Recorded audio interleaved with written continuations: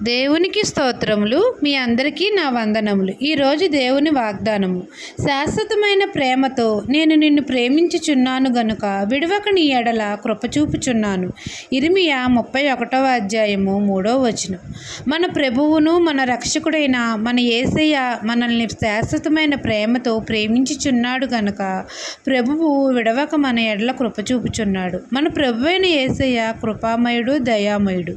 పాపులమైన మనల్ని వెదకి రక్షించడం కోసం శరీరధారియే కృపాసత్య సంపూర్ణుడుగా మన యొద్దకు వచ్చాడు. పాపులమైన మనల్ని క్షమించి ఆయన రక్తం ప్రోక్షించి మనల్ని పవిత్రులుగా చేశాడు.